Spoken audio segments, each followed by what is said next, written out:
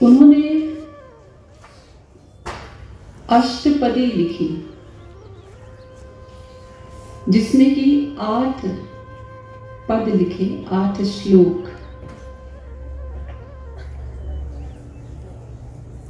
और उन 8 श्लोकों में वो सब कुछ लिख दिया जो एक भक्ति मार्ग के पथिक के लिए आवश्यक है। उसमें ही एक श्लोक है, आश्लिष्य पादरतां नष्टुमा मदर्शनान् मर्महतां करोतु वा यथा तथा वा विदधातु लम्पटो मत्प्राणनाथस्तु स एव नापरः। अर्थात, हे मेरे प्राणनाथ, हे श्री कृष्ण, आप चाहो तो मेरा आलिंगन कर लो, चाहो तो ठोकर मारकर ठुकरा दो, आप चाहो तो मुझसे उदासीन हो जाओ। जो आपको अच्छा लगे आप वो करो, लेकिन मेरा चैलेंज है कि आप कैसा भी व्यवहार कीजिए हमसे, कितना भी कठोर से कठोर व्यवहार हो, तब भी हमारा प्रेम आपसे कम नहीं होगा। आप ही हमारे थे, हमारे हो और हमारे रहोगे, ये हमने मान लिया है। इसलिए अब आप कुछ भी व्यवहार कीजिए, हमें फर्क नहीं पड़ता, हमारा प्रेम तो बढ़ता जाएगा। वास्तव में प्रेम का स्वरूप ही यही होता है, प्रतिक्षण वर्धमानम। प्रेम उसे ही कहते हैं जो प्रतिक्षण बढ़ता जाता है। जो घटता जाए वो प्रेम नहीं। संसारी प्रेम, प्रेम शब्द का प्रयोग हम लोग यहाँ संसार में भी करते हैं बहुत खुले रूप से, लेकिन वास्तव में संसार में प्रेम शब्द का प्रयोग हो ही नहीं सकता, क्योंकि यहाँ प्रेम किससे होगा, कौन करेगा प्रेम? जहां हम स्वार्थ की दौड़ में दौड़ रहे हैं तो यहाँ प्रेम का तो प्रश्न ही नहीं उठता, क्योंकि प्रेम में क्या करना होता है? प्रेम में एक प्रेमी होता है और एक प्रेमास्पद होता है। तो संसार में प्रेमास्पद तो सब बनना चाहते हैं, लेकिन प्रेमी कोई नहीं बनना चाहता, क्योंकि प्रेमी बनने में क्या करना पड़ता है? प्रेमी बनना मतलब देना देना देना, ये करना होगा। तो संसार में तो ये संभव ही नहीं। संसार में तो हमारा प्रेम कैसा है? वहां लेना लेना लेना जानते हैं, देना नहीं जानते। तो यहाँ कहाँ प्रेम होगा? हाँ, यहाँ की जो संसारिक आसक्ति है, जो संसारिक मोह है, उसे हम लोग प्रेम का नाम दे दिया करते हैं, लेकिन वो प्रेम नहीं। तो यहाँ महाप्रभु जी ने कहा, कुछ भी व्यवहार कीजिए आप हमसे, ये गोपी भाव है। आप कुछ भी व्यवहार कीजिए, लेकिन हमारा प्रेम आपसे कभी कम नहीं होगा, क्योंकि हमने ये मान लिया है कि तुम हमारे हो। देखिए, 2 प्रकार की बातें हम सुनते हैं। एक होती है हम तुम्हारे हैं, और एक है तुम हमारे हो। हम तुम्हारे हैं, इसको कहते हैं घृत स्नेह। हम तुम्हारे हैं। ये जो घृत स्नेह है, इसमें क्या होता है, जब जीव ये मानता है कि हम तुम्हारे हैं, तो अपने प्रेमास्पद में कहीं ना कहीं दोष देखने लगता है, कमी देखने लगता है। तो जहां अपने प्रेमास्पद में दोष देखना आ गया, कमी ढूंढनी आ गई, तो फिर वहां प्रेम का आधार ही नहीं रहा, वहां पतन हो जाएगा। लेकिन तुम हमारे हो, ये मधु स्नेह, तुम हमारे हो, ये प्रेम क्या है, ये निष्कामता वाला प्रेम। तुम हमारे हो, बस जैसे भी हो, जो भी हो, जो भी व्यवहार करो, बस तुम हमारे हो। ये जब हम मान लेते हैं तो फिर वहां कोई दोष, कोई कमी आदि देखने की संभावना ही नहीं रहती। जब कोई दोष, कोई कमी नहीं देखेंगे तो हमारा प्रेम बढ़ता ही जाएगा। तो ये प्रेम गोपियों ने किया। किन्होंने?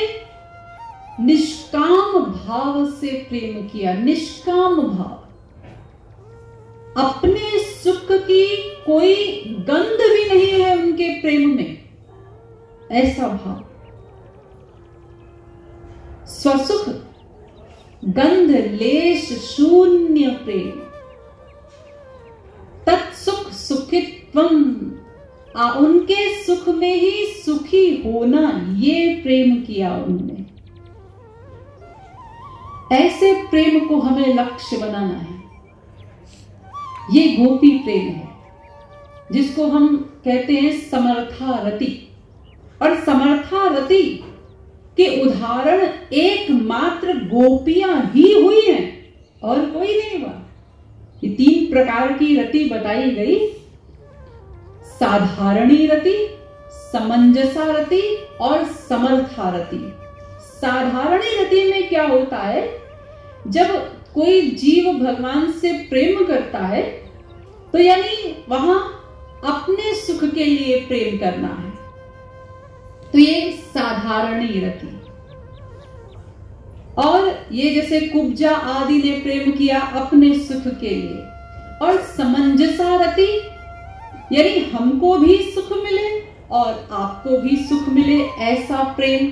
ये प्रेम है रुक्मिणी आदि का। और समर्था रति, जिसमें केवल प्रेमास्पद के सुख के लिए ही प्रेम किया जाता है, इसकी उदाहरण केवल गोपियां हैं। रुक्मिणी आदि भी वहां तक नहीं गई, उस क्लास तक, केवल गोपियां। तो गोपियों का प्रेम निष्काम प्रेम, हर स्थिति में केवल वो क्या चाहती है, कैसे हमारे प्राण वल्लभ को सुख मिले। हर क्रिया, हर चेष्टा केवल इसीलिए होती है उनकी कि कैसे प्राणनाथ को सुख मिले। वो सजती हैं, संवरती हैं, किस लिए? उन्हें हमें देखकर सुख मिले। कोई भी क्रिया करती हैं, विरह ताप को सहन करती हैं। वो गोपियों के विरह का तो हम अनुमान भी नहीं लगा सकते। उस ताप को सहन करके शरीर धारण करके रखती हैं, इस शरीर की रक्षा करती हैं। क्यों? क्योंकि ये शरीर, इसका तो समर्पण कर चुकी है हम, इसलिए इसको समाप्त भी नहीं किया जा सकता, इसका त्याग नहीं कर सकते। हम लोग कहते ना, सब समर्पण करना है, तन मन धन हमने सब अर्पण कर दिया। अर्पण कैसा अर्पण? ये देखिए गोपियों का समर्पण है कि हमने अपना सर्व समर्पण किया है, इसलिए हमारा अधिकार नहीं है इस शरीर पर कि हम इसको बिगाड़ दें या हम प्राण त्याग दे, शरीर त्याग दे। नहीं, ये तो उनकी धरोहर है। जब उनकी आज्ञा होगी तब शरीर का त्याग होगा। हमको विरह का ताप मिल रहा है, हमको दुख हो रहा है, तो हम शरीर का त्याग कर दे तो अपने सुख की गंध आ गई यहां, तो ऐसा नहीं। अपना सुख तो चाहना ही नहीं। ऐसा गोपी भाव, वो सर्व समर्पण, निष्काम प्रेम, उस लक्ष्य तक हमको चलना है, वहां तक जाना है। श्री महाराज जी ने बारंबार हमको उसी लक्ष्य की ओर अग्रसर किया है कि वो गोपी भाव का, वो समर्थारति वाला प्रेम करो, समर्थारति वाला, अपना सुख न चाहो। श्री कृष्ण भी उन गोपियों के प्रेम के आगे ऋणी हो जाते हैं, जिनका कानून है कि जो जीव मुझसे जितना प्रेम करेगा मैं भी उससे उतना ही प्रेम करूंगा। ये श्री कृष्ण का कानून है, उनका नियम है। लेकिन गोपियां इस नियम की अपवाद हैं। उनके लिए क्या कहते हैं श्री कृष्ण? मैं तो कभी गोपियों की ऋण से उऋण नहीं हो सकता, देवताओं की उम्र लेकर भी, क्योंकि जितना प्रेम वो मुझसे करती हैं मैं उनसे उतना प्रेम नहीं कर सकता, मैं ऋणी हूं उनका। तो ऋणी हो जाते हैं। तो इस नियम की अपवाद है गोपियां, प्रेम की सर्वोच्च कक्षा में बैठी हैं। एकमात्र उदाहरण, तो वो गोपी भाव, वो प्रेम हम लोगों को करना है। उनके सुख में सुखी होना, उनकी इच्छा में इच्छा रखना। लेकिन इसका अर्थ ऐसा नहीं होता कि यदि हम उनके सुख में सुखी होंगे, केवल उनका ही सुख चाहेंगे तो हमारा सुख। जब हम इस पथ पर आगे बढ़ते हैं कि हम अपने प्रेमास्पद को सुखी करने के लिए ही प्रत्येक क्रिया करेंगे,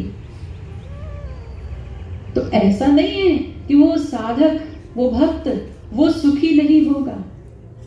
वो श्याम सुंदर भी उसके सुख का ध्यान रखते हैं, जैसे गोपियां ध्यान रखती है ना कि कैसे उनको सुख मिले।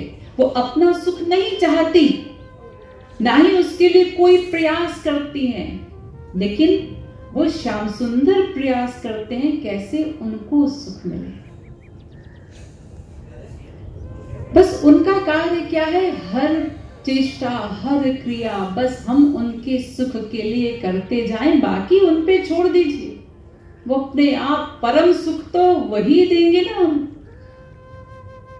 तो इसलिए उस गोपी भाव तक पहुंचना है, उस निगूढ़ प्रेम की पात्र वो गोपियां हैं।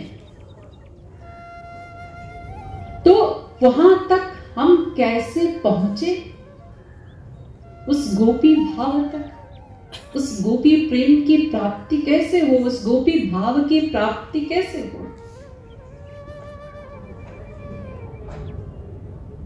नारद जी ने नारद भक्ति दर्शन में कहा, नारदस्तु तदार्पिता खिलाचारिता। अर्थात पहला कार्य कि जो कुछ करें वो सब कुछ उन्हें अर्पित कर दे, सब कुछ, कुछ भी शेष न रहे। जो भी हो, जो भी क्रिया हो, जो भी क्लाप हो, वो केवल अपने प्रेमास्पद के निमित्त ही हो। अभी चूंकि हमारी आसक्ति संसार में है, स्त्री, पति, बाप, बेटा आदि में है, इसलिए हमारे बहुत से कर्म उनके निमित्त होते हैं। ये कार्य उसके लिए करें, ये कार्य उसके लिए करें। लेकिन ये सारे निमित्त को हटाकर केवल एक निमित्त हो। ये जगह जगह जो हमारी आसक्ति बट गई है, उस सारी आसक्ति को इकट्ठा करना होगा। तुलसीदास जी ने कहा, सब कर ममता ताग बटोरी, मम पद कमल बांधे बट डोरी। सब ओर से अपनी आसक्ति को बटोर कर बस उनके चरण कमलों में उस आसक्ति को बांध दो, तो जो कुछ होगा फिर उनके निमित्त होगा। तो अपनी हर क्रिया को हम उनको समर्पित कर दे, अर्पित कर दे। और दूसरी चीज, तद विस्मरणे परम व्याकुलता। ये जो गोपियों की स्थिति थी कि एक क्षण को भी यदि उनका विस्मरण हुआ तो भीतर परम व्याकुलता, परम व्याकुलता। अरे उनका विस्मरण हो गया, मैं कुछ देर के लिए भूल गई उनको, जो मेरे सर्वस्व हैं, मेरे प्राण धन हैं, उनका विस्मरण कैसे हो गया मुझसे। तो वो परम व्याकुलता पैदा हो। अभी हम लोगों की वैसी स्थिति नहीं है। अभी तो हम लोग उनका स्मरण करने के लिए कुछ देर बैठते हैं कि कुछ स्मरण हो जाए। जो जितनी देर बैठते हैं उसमें भी विस्मरण हो जाता है, उसमें भी मन यहां वहां चला जाता है। तो ऐसा नहीं हमको करना। वो ऐसी स्थिति, यानी वो चिंतन की धारा ऐसी हो, तैल धारा वद विच्छिन्न। जैसे तेल को एक पात्र से दूसरे पात्र में जब डाला जाता है तो उसकी धारा में कहीं पर भी गैप नहीं होता, कोई अंतर नहीं होता।